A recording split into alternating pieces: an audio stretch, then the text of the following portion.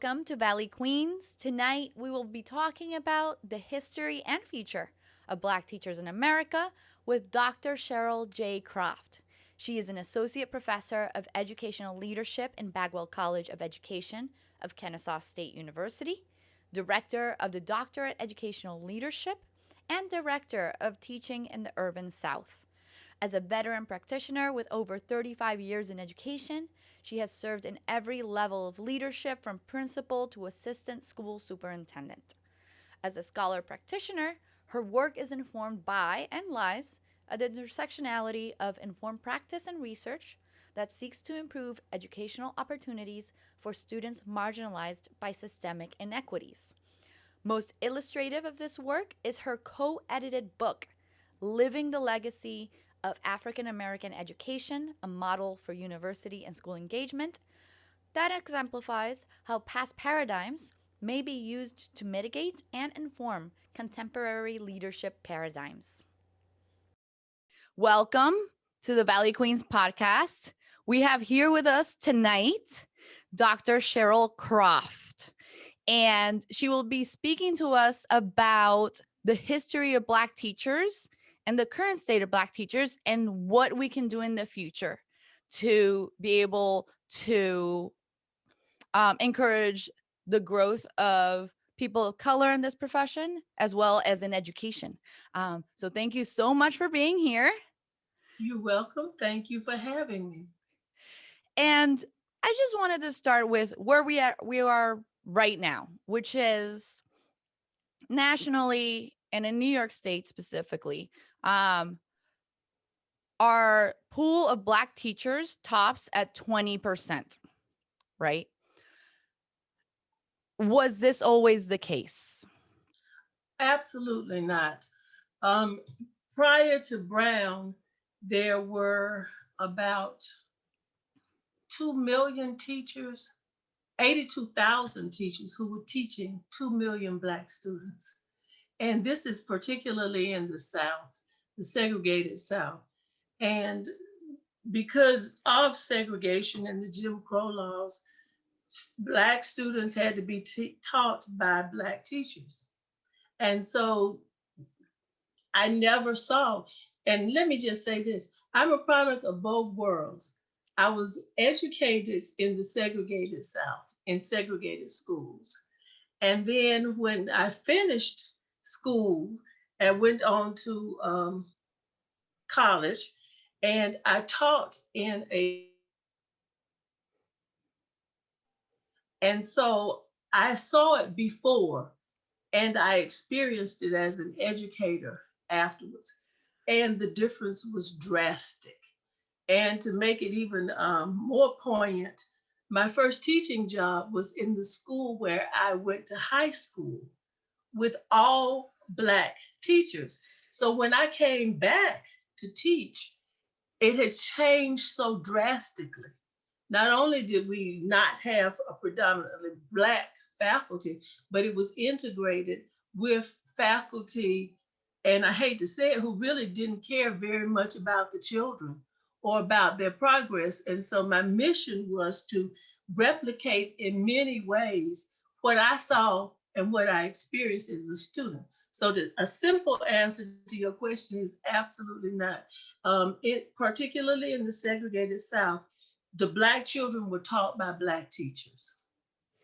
So when you discuss the before Brown and after Brown, and let's just make this really clear, Brown versus the Board of Ed was a case that was brought to court, and that's basically marked the end of, let's just say, formal student segregation in the United States. So now, before that, there were Black students in Black schools with Black teachers and white students in white schools with white teachers. After that, Black students and white students needed to be in the same school. But what happened to the Black teachers? In mass, Black teachers and Black principals were fired. Um, Principals who had been Black principals who had been principals of successful Black schools were sometimes times offered the job as an assistant principal in a desegregated school. And the Black teachers lost their jobs in mass. Some accounts as many as over 5,000 at least. And the major teaching force was just, they were wiped out.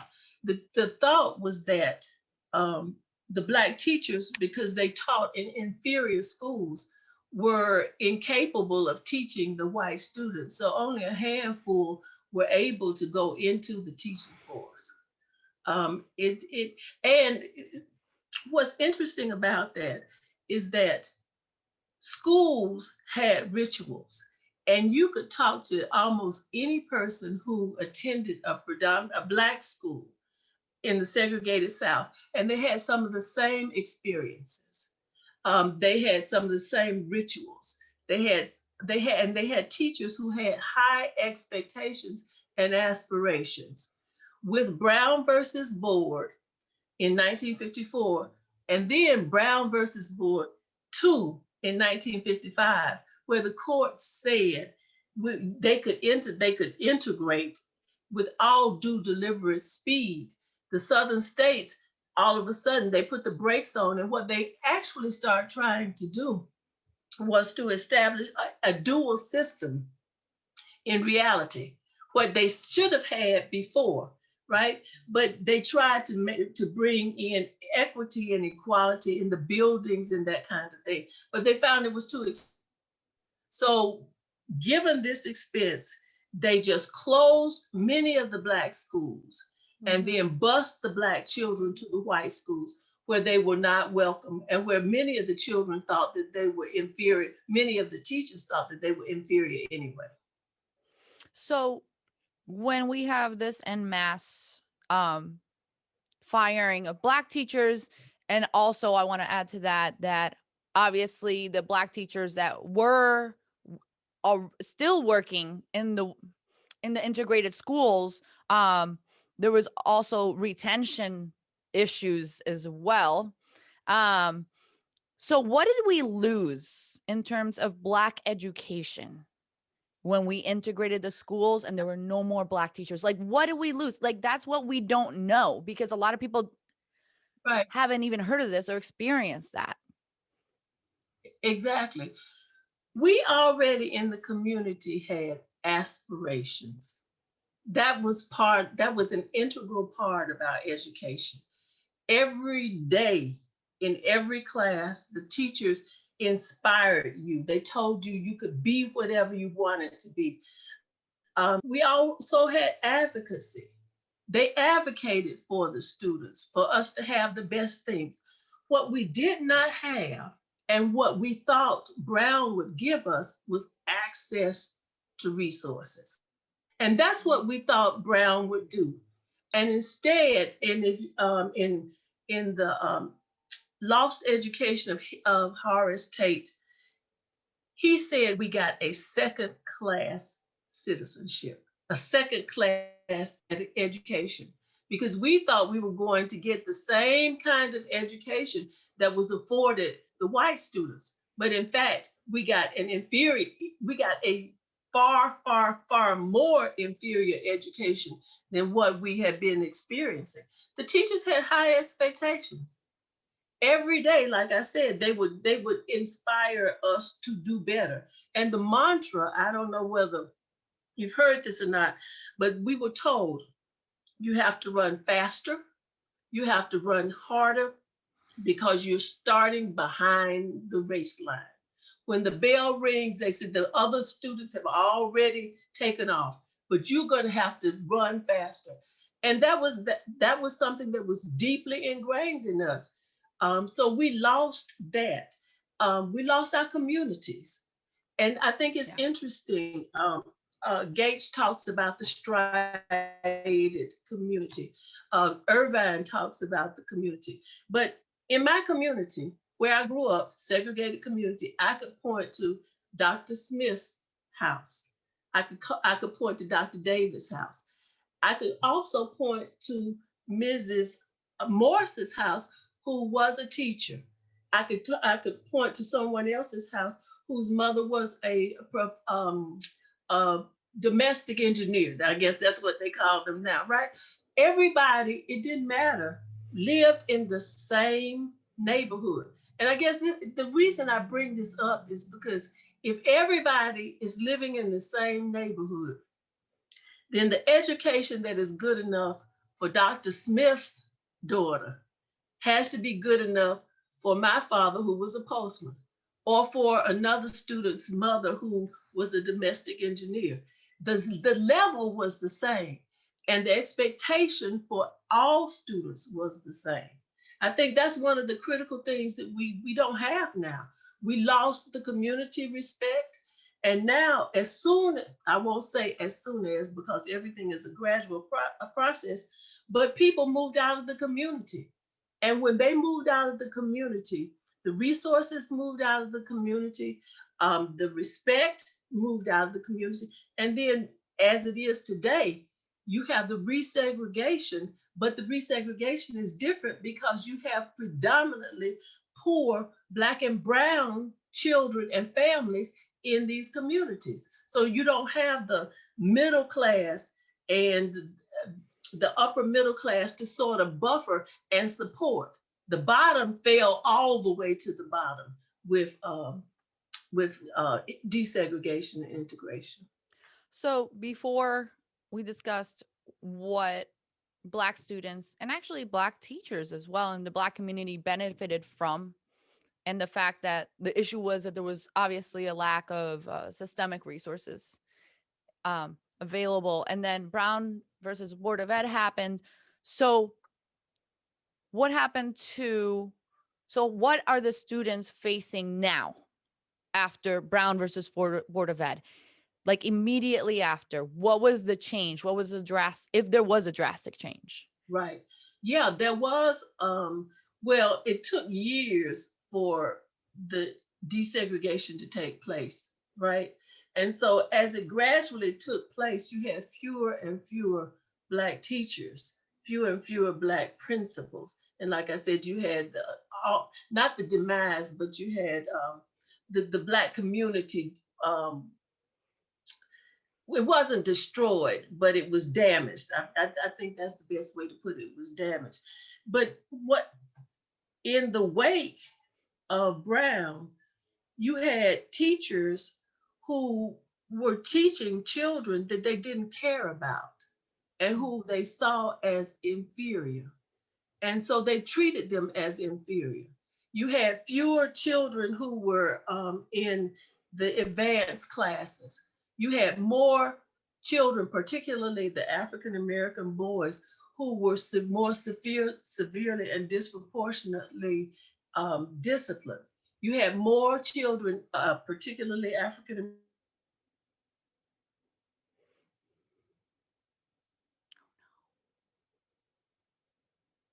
who they would.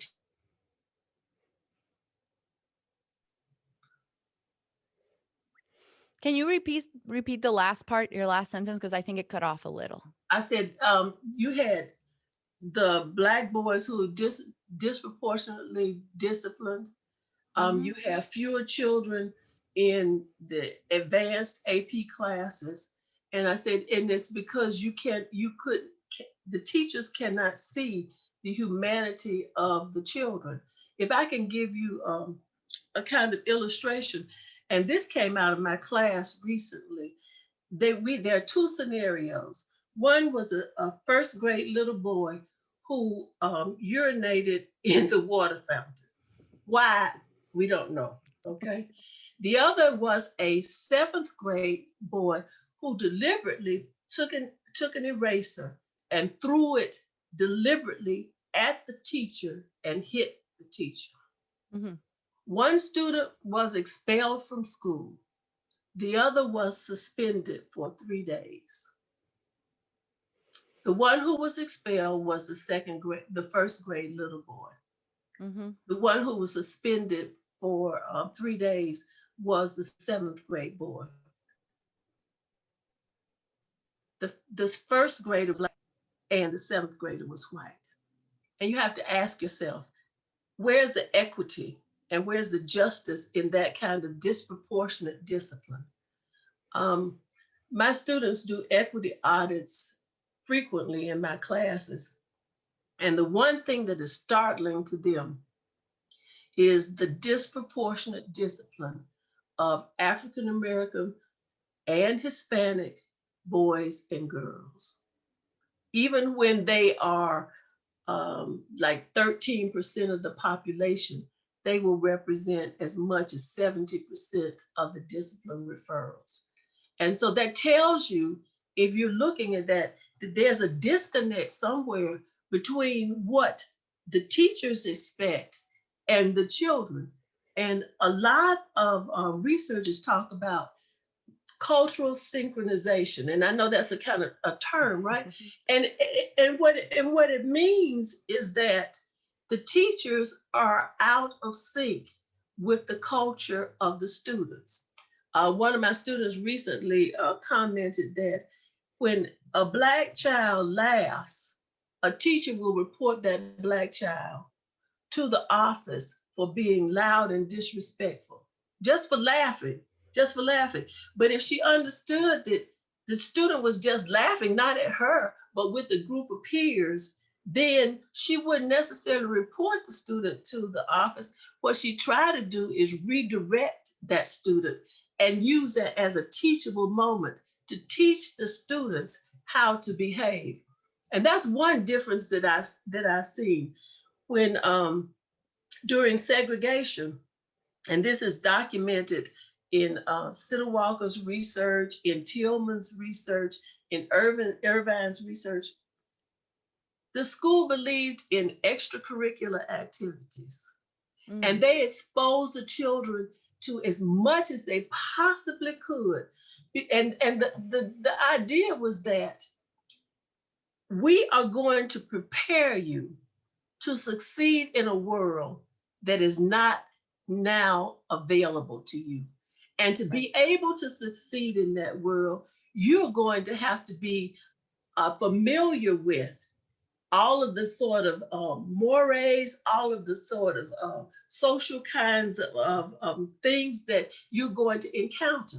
So it was nothing, and you may or may not believe this, but it was nothing for us to go to the symphony.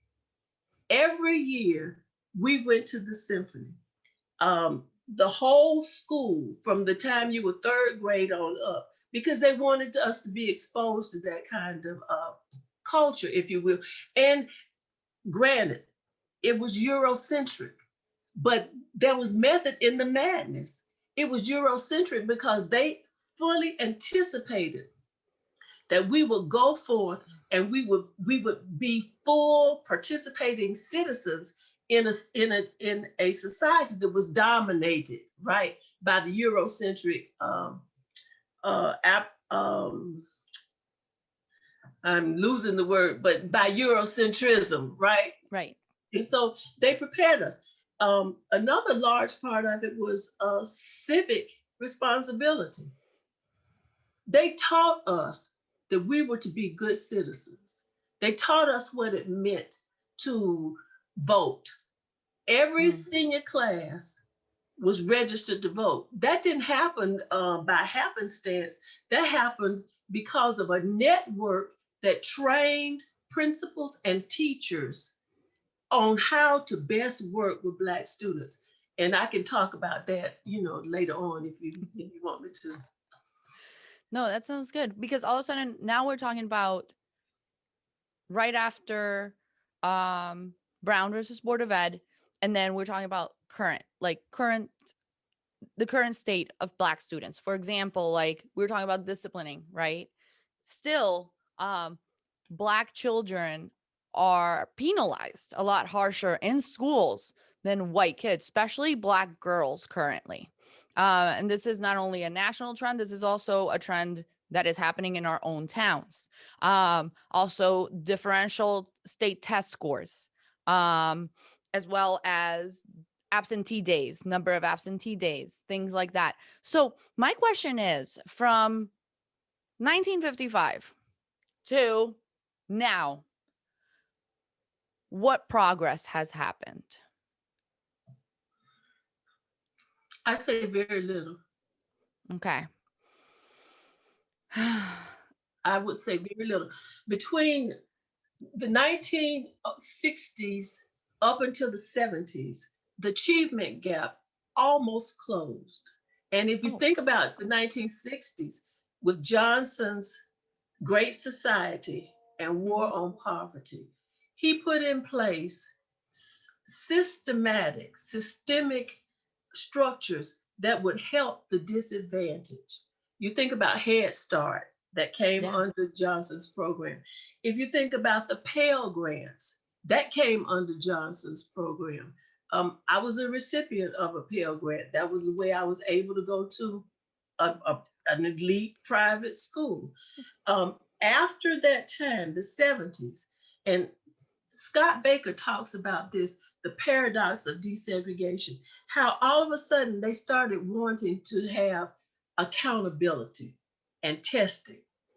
And Mm, this emphasis on accountability and testing, people bought into it thinking, oh, this is a good thing. We're gonna see how the children are progressing. But in point of fact, it had it had some disadvantages, because what it did was it highlighted some of the gaps in education, but rather than closing those gaps and having programs to close those gaps, they came up with first A Nation at Risk in 1983 that highlighted all of the terrible things that were going in schools. And then you had Goals 2000. All of this was a march toward accountability. Before, it was a march toward equalizing and providing equity. Now it's a march toward meritocracy. You have to earn this. You can't just live off of the government, right? You have to pull yourself up by your bootstraps, not thinking that some of the people they had boots on from the beginning. They didn't have to pull the bootstraps up, right? And so then you had No Child Left Behind. That is, in my opinion, one of the worst things that happened to education. And let me sort of backtrack.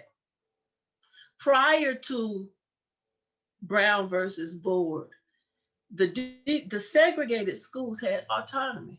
They could basically do mm, what they wanted, and they not mimicked, but they appropriated and used much of what the accredited white schools were doing, but they fitted to their own purposes to educate their children. They were under the radar. The white superintendents didn't really care what they did. Fast forward to No Child Left Behind. Now all of the schools are under the auspices of the government. And so everybody's under a microscope, and the schools, the principals, the teachers no longer have the autonomy to educate children in the way that they think that is best. And what I think is such a tragedy in working with teachers now is that we have a generation of teachers who've been fed No Child Left Behind. hmm. And so they think that that is the only way to educate children. And so when you talk to them about the care, you talk to them about the high expectations, you talk to them about the aspiration. They want to tell you their pushback is, but we've got to raise test scores. Mm. But got to raise test scores. And so the argument is, yes, you have to raise test scores, but are you dealing with widgets? You're dealing with human beings who have a particular need, but they've been so spoon fed this accountability that they almost have blinders on, and it's very, very difficult to get through to them. So, with this wave of sort of like testing as a priority and as a tool for making decisions as to how resources will be allocated, um, all of this, of course, relying on a foundation of meritocracy, which is the idea that like hard work begets rewards. Um, Not understanding that we're not all born into the same place with the same circumstances and the same resources, Exactly. which is insane and actually one of the greatest predictors of how much money you will make as an adult is not hard work, it's not education. It's actually how much money your parents had Yes. when you were born. And this is in the United States. We're not talking about like the Middle Ages. This is in the United Right, States. right, right. So my question is, I just finished a book and it's called Racism Without Racists. I don't know if you've heard of it. No. It's talking about how racism has evolved from being out in the open, having like laws saying specifically no black or Hispanics here, we're not allowed, things like that, to it being hidden behind seemingly innocent universal policies. But the idea here is that the color blindness and the accepting of this meritocracy as if we're all born into the same station, basically, is actually perpetuating the racism that was there before. Right. Um, so you discussed all these programs that we're focusing on accountability. So I guess my question is, there has been recently, I don't know if you've heard of this, but there was a George Floyd thing that happened. Yeah, right. I have a poem about that, believe it or not. You do? Yes. In terms of education? Actually, I did a mothering panel recently, and I used the poem to introduce it. And basically, what I said is that if schools return and they don't take into consideration the emotional trauma, the psychological trauma that students have undergone during the COVID, that it will be a tantamount to them putting a knee on their hearts and necks and brains, and the children will be crying, I can't learn. Because we're expecting them to go back to school.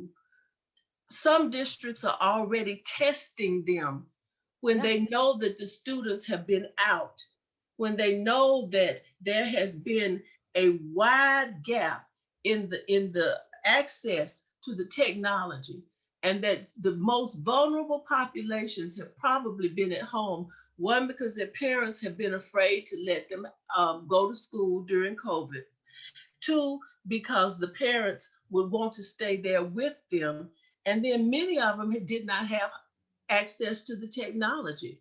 And so those whose parents had to go to work were sitting at home, you know. And so, yeah, yes, long So story that's short.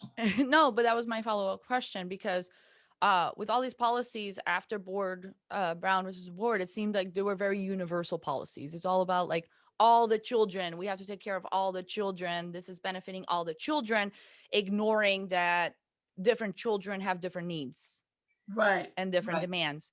So COVID happened, right? It further, like it was predicted, it further exacerbated socioeconomic and racial inequities in our schools. Um, do you, based on what you've seen and what you've studied, is this a point of racial reckoning in which we're transitioning from a colorblind universal approach to a more equitable race conscious approach, or is the political movement just heightening um this topic at this time, but it won't sustain? I don't think it will sustain. You don't I think hate, so? Oh, I don't think so, because um, anytime you have um, leaders who mandate that children come back to school and testing. Well, okay, let me give you a concrete example. Here in Georgia, for example, um, the Georgia Department of Education was willing to um, me- measure testing at 1%. Usually, the testing for end of course tests was 20%, I think.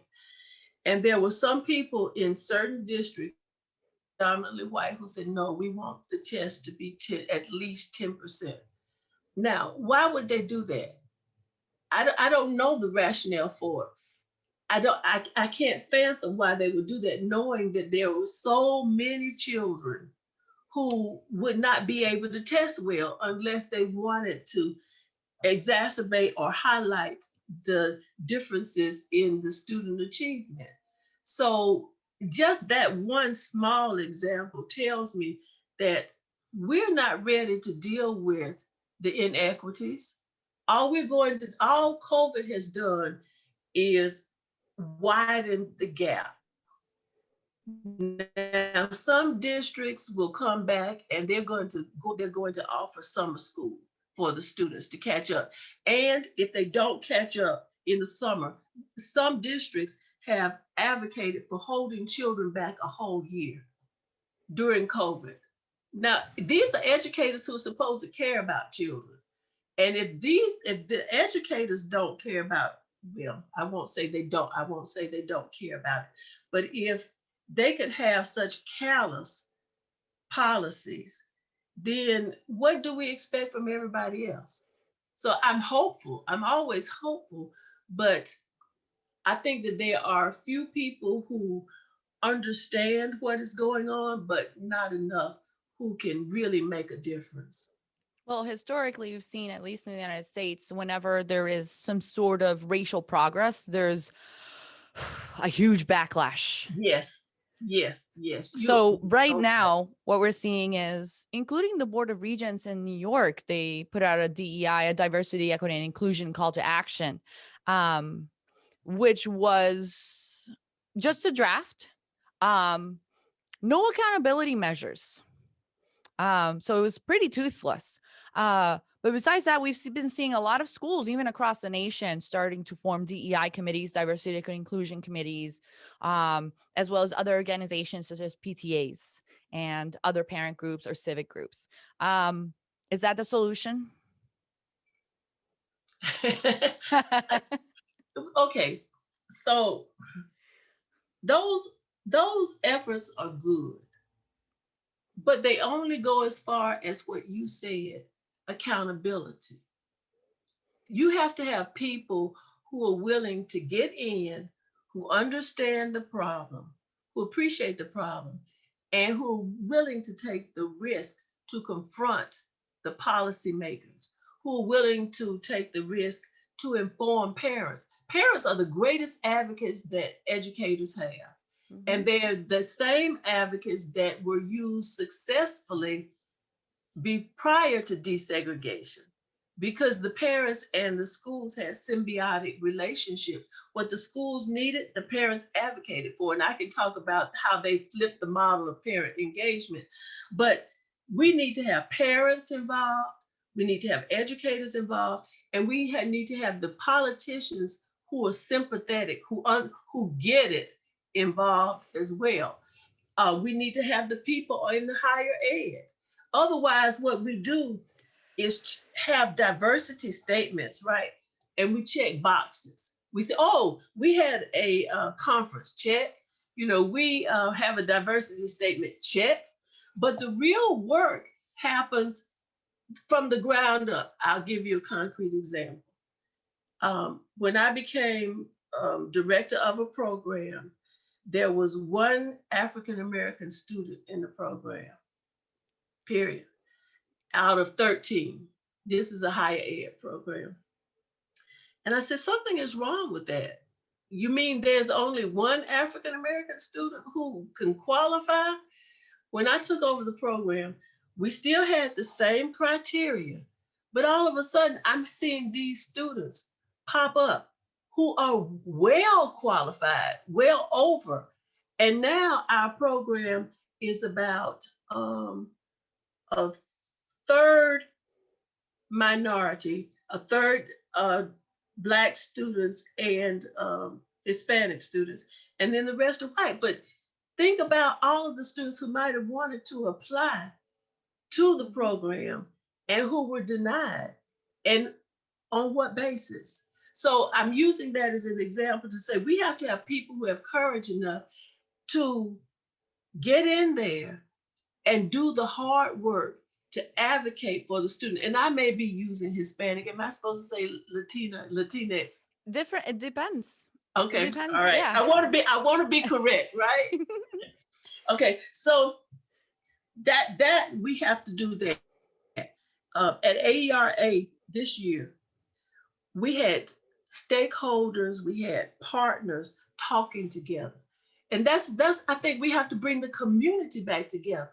We have to bring the business people, we have to bring the parents, we have to bring the schools, and we have to bring outside organizations to talk to one another, to talk about what the problem is, and to come up with solutions. Together, we can problem solve. But the other outside thing floating around, as you know as well as I do, is you have these politicians who have caught critical race theory, and we're going to ban critical race theory from all of the from the syllabi, from the schools. You can't teach it. We actually here in, maybe I shouldn't say this, but here in Georgia, we had a politician who went to the Board of Regents, and they did a survey of all of the schools, public schools, K-16, to find out who talked about critical race theory, who talked about any particular people having privilege over another group of people. So while we have these people who are working to advocate for students, we have some politicians who are working against that same kind of effort. Because they want to say they're colorblind, but in point of fact, we know that doesn't exist.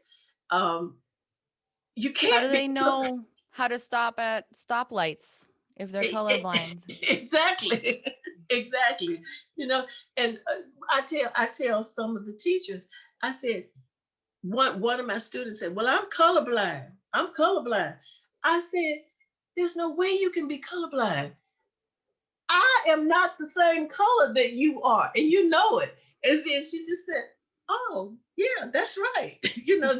You just have to call it out when you see it. So that's a backlash right there. Yes, yes, yes. Um, in terms of education, the history of education, what other sort of types of backlashes can we expect, or are we starting to see right now? That's a tough question. Yeah. That is a tough question. I think what we're going to see is perhaps, oh, we've already seen it. Mm, Okay, part of the backlash is the school choice movement, mm-hmm, because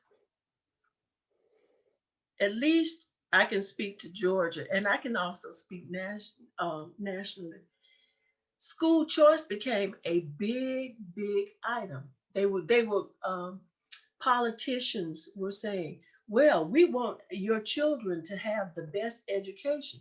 If you look at New Orleans as an example, after Katrina, they regentrified so many areas in New Orleans, and then they set them up as charter schools, right? oh, And some of there for a time period, there were about 5,000 children who could not go to school because they had been redistricted out of the charter schools. And so that's one of the backlashes that we see now. The charter school movement, they tout it as a panacea to the ills in the public school. And governments gradually build building blocks to support charter schools, to the tune of taking away some money from the public schools. So what you see is people moving toward charter schools because they're supposed to be an answer to the problem, and and private schools proliferating, right? mm-hmm. That's another backlash. I'll just take my child, and we're gonna go to a private school. And so it's a subtle backlash, but it's undermining the public education, where the majority, 70% of the Black and Brown children are in public education, right? And they are in segregated schools. Mm-hmm. And so if the funding is not there, then that's another kind of very, very subtle backlash. So If you had a magic wand and you could have education Excuse me. as, you know, equitable, but still very responsive to different cultures, different needs, basically pander not pan tailored to what the students need and what they demand and the resources that they need. What would that look like and how would that work? The first thing is that teachers are not being taught that there is a different way to educate children. And when they are being taught, they're being taught in isolation and in little pockets. When I talk about the good, the aspirations, the high expectations that happen in segregated schools, my students say, I've never heard of that. These are master's level students and doc level students. And they say, why haven't I been exposed to this? Because I don't think it's in anybody's best interest but the children who are suffering to expose them. And trying to get other people to believe that there is a different way is so difficult, right? So the first thing I would do, which is antithetical to the way that things are going now, is mandate. And I know that's bad because I don't like that word, but I would mandate that students be exposed to the types of curriculum, the types of readings that would open their eyes. Christine, I teach an urban leadership core of classes, and I have students, black and white. But my white students tell me, um, Dr. Croft, I never knew this. Mhm. Why haven't I known this? Why haven't I been exposed to it? And it's because people don't either people don't know it or they choose not to. So the first thing I would do is teach them that there is another way to teach children besides testing. And I would make sure that they knew how to go about it culturally, responsive pedagogy, culturally responsive leadership, all of that. I would expose them to that. The second thing that I would do is I would flip for students, teachers, the idea that parents have to come to the school to be engaged. That wasn't our model.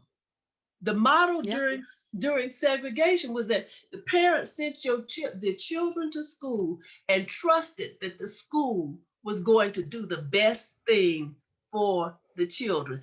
And in turn, whatever the school needed, the parents would reciprocate. Now we have people saying, well, they don't care about their children because they don't ever come up to the school. No, that's well, if you work 2 and 3 jobs, how can you come up to the school? And so I would encourage teachers to find new ways of reaching parents. One of the principals that I work with, she says, she told her faculty, I don't want to hear parent engagement. I want to hear parent interest. Mm. Because if you do something, if the children are there, the parents are there. And I would dispel some of the myths that Title I schools are inferior, the myths that the children who go to Title I schools are inferior. Where did we get the notion that because a child is poor, he or she is somehow inferior or thinks or can't think for themselves? It's about opportunities. And so the word for me would be opportunity. Opportunity. And something that this particular principal said to me, she said, you know why parents invest in band and sports so heavily? And I said, why? She said, because it gives their children opportunities to go to school that they don't have now. See, I would also advocate for politicians. Now, we're so polarized now that I don't know what we could get done. But politicians have to begin to think about how to invest in education. Because if you invest in education, you get an outcome, right? But if you don't invest in it, what do you have? Prisons, the school to prison pipeline. I was looking at some stats. Do you realize that we spend 20 on average between 20 and $40,000 a year to house a prisoner? And yet the average that we spend in the United States to educate a child is $12,000. We'd rather put them in prison than to educate them. It's a redistribution of funds, right? So I would do that. Those are the things that come on the top of my head just thinking about it. So, like, so if you need parents, you need the community, you need teachers, you need politicians. We all know that racially and socioeconomically is not representative, all these bodies, right? Most of our administrators are white, most of our teachers are white, most of our politicians are white men with money. So how do we True, get true. people in there? I mean, there's going to have to be a lot of work done initially to widen the pool. You're absolutely right. Um, the thing that came to my mind when you were asking the question, or the person who came to my mind, was Stacey Abrams, and she started a grassroots organization to get people out to vote. And I think as educators, take a lesson from her playbook, and we have to find ways to meet the parents and the politicians who are willing to make a difference. I just wanted to ask you one last question, and this is the question I always ask everyone. Um, as your last words, right? What do you want people to remember from this conversation about the history of Black teachers, um, the repercussions of Brown versus the Board of Ed, and the inequities that still exist right now? What do you want people to know or to remember from this and take away for them to tell other people? I want people to understand that the way we are doing things now, the way we're teaching children now, is very one-sided. It's very myopic, and it's not designed to build equity. It's not designed to build in the best educational experiences for all children. I want them to know that there is a different way that we can come together and educate children, but it's going to take the entire community.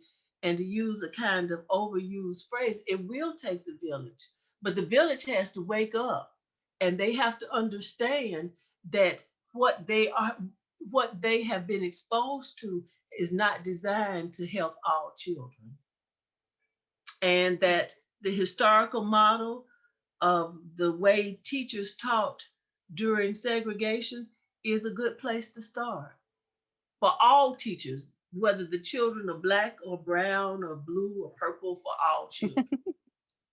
Well, if they're blue, I hope they go to the doctor I really do, soon. right. They might have COVID. Well, thank you so much for teaching us and talking about this very prescient issue. Because when it comes up, either there's defensiveness or there's a gap of knowledge in this issue. It's almost as if it just happened out of the blue. It's like, Right. wait, we don't have Black teachers. Wait, we don't like have Hispanic teachers. We don't have that many Asian American teachers or That's Native true. American teachers. Like, That's where did true. that come from?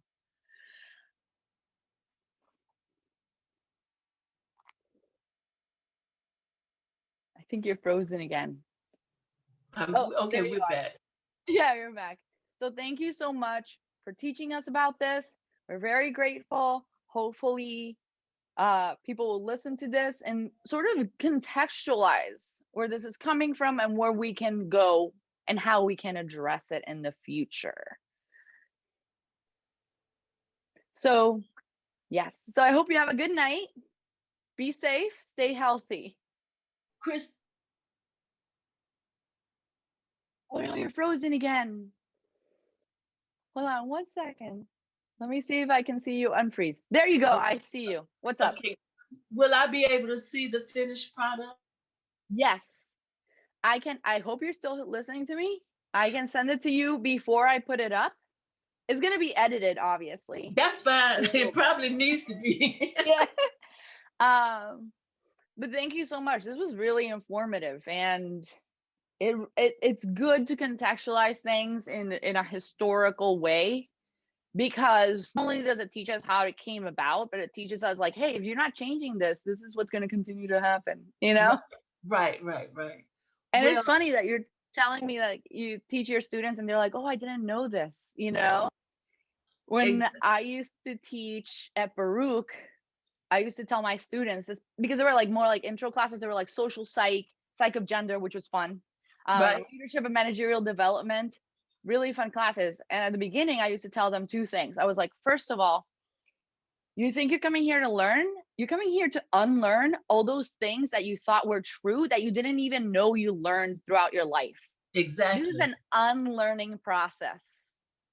And the second thing is, I want you to leave this course with more questions than you came in. exactly, That's it. exactly. I just, and sometimes they Yeah, would ask me things. I would be like, I don't know. Let's look it up. Let's research that. let's find out. And I'll say this quickly before you go, that there are not, well, teachers who teach this kind of thing are under fire, and many of them are very afraid to teach for because they might lose their job. And so, that is a real threat. That's a true thing. And they could lose their jobs for Yes. that. Ye- And it's a weird thing when you have to juggle between advocacy and self-preservation. exactly. That's why we need people who are allies. And I hate the word allies. I want them to be complicit. You know, Yes, that's why we need people with more privilege to be able to like fill in those spaces where we can't risk losing a job. exactly. And that's what the parents did during segregation. That's what the teachers did. They used the parents to advocate for what they needed because they knew if they found out, if the establishment found out, they would lose their jobs, right? Yeah. And if I can say this quickly, I was in a class with a gentleman, a white gentleman, and he said, I admit that I have privilege and I can fight until it gets hot. But once the battle gets hot, I always have an escape hatch because I'm always white. He Yeah. said, my fellow black comrades in the struggle, they don't have that. Mm-mm. You And, can't escape it. You can't go to a safe place, because even in your home, it's not a safe place. You turn on the TV and it's reminding you how you're a second class citizen. You go to sleep, you might get shot. exactly, exactly, exactly. And nobody is working with the children to help them understand in the last.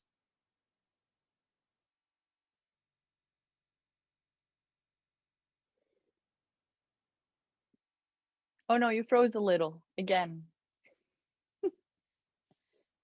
I don't know if you can hear me, but you're still frozen. Let's see. Still frozen. Yeah, I'm back. Oh, you got unfrozen. I apologize. I It's all apologize. right. It's not your fault, actually. It's not. It's not at all your fault. Oh, that's crazy though. It's getting kind of bad now. Yeah. Oh, you're And unfrozen. yeah, at any rate, thank you for the opportunity. I enjoyed it. I enjoyed it too, and I read the book. I could tell. Yeah, I sent you the picture. I'm like, I'm reading it. I'm doing research right now. By the way, that book people should read, Pedagogy of the Oppressed. Every teacher should read that book. Yes, absolutely, absolutely. Every teacher, every board member, every educational administrator should read that book. And Most of and them haven't. they should also read the New Jim Crow, Yes, Michelle Alexander. That is, you know, that's a good. It's right now. I'm reading Push Out. Have you heard of it? I have, but I haven't read it.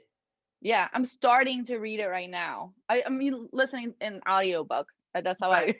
I read most books. Are you familiar with For White Folks Who Teach in the Hood and all the others? Somebody recommended that book to me. Yeah, that Is it good? yeah, it is. It is. It is. It is. My students, those who have never been exposed to anything, they really appreciate that book. Oh, okay. That's interesting. Yeah, I've been going through a lot of these books lately, and I'm just like, the one that really got to me also, like, that I mean, I know racism exists. I know how bad it is. But when I read it, I was like, wow, this is a lot worse than I thought. It was Nobody Oh, I have by Lamont Hill, by Mark Lamont Hill. okay. Oh, it was a lot though. It was like one right after the other, just examples and just like contextualizing it. And I'm like, okay, everybody already in my town, in my little town in Long Island, thinks I make everything about race. I read that book and I'm like, oof, this is it's even worse than I even thought. So yeah, I highly recommend it. I think you froze I'm back. again. No, like that book was great. Yeah, and been learning a lot. It never stops. It never stops, you know? Yeah, yeah, yeah. All right. Well, thank you so much. I'm going to let you go do your thing, and I will send you a recording before I put it out. So you can watch it and you can tell me what you think. We'll probably edit out the parts that were frozen. Okay, but that's good. Or the parts where I was trying to think of the word and it just didn't come right. No, that makes you human and therefore like approachable and likable.